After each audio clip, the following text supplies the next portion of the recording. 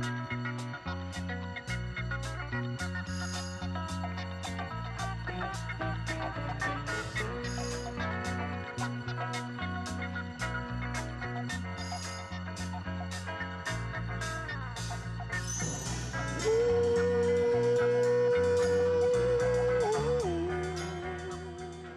la Sotelgui, bon, avant d'avoir le téléphone, ça a été très difficile pour nous. C'est avec Ariba qu'on a eu le téléphone.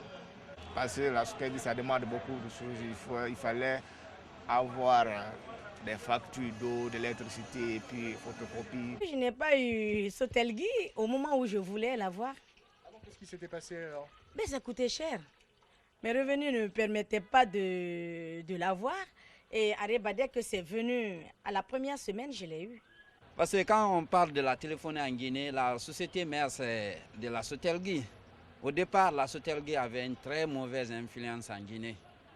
Parce que les gens se sont enrichis au dos de la population en vendant les cartes trop chères.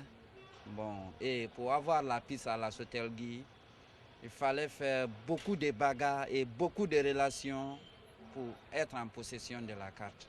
Avec cette histoire de prix exorbitants qu'ils pratiquaient avant quand ils avaient le monopole.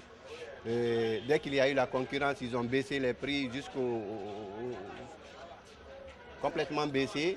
Donc les gens se sont dit que Sotelgui pouvait mieux faire avant quand ils avaient le monopole au lieu d'attendre que la concurrence soit sur place maintenant pour bien faire. Donc l'image n'est pas quand même, elle n'est pas reluisante. Bon, la Sotelgui est à l'image du pays. Je veux tout simplement dire que c'est très mal géré.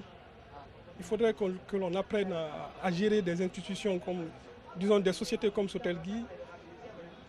Sotelgui doit refléter une bonne gestion, mais elle est très mal gérée. Avec l'arrivée des autres maisons, on a senti un net changement qui reste toujours énervant. Ces changements-là, pourquoi ils n'ont pas essayé de satisfaire la population guinéenne, surtout que quand on sait que la Sotelgui reste la maison mère, ils ont été méchants envers la population guinéenne. Ils n'ont pas été vraiment des bons opérateurs.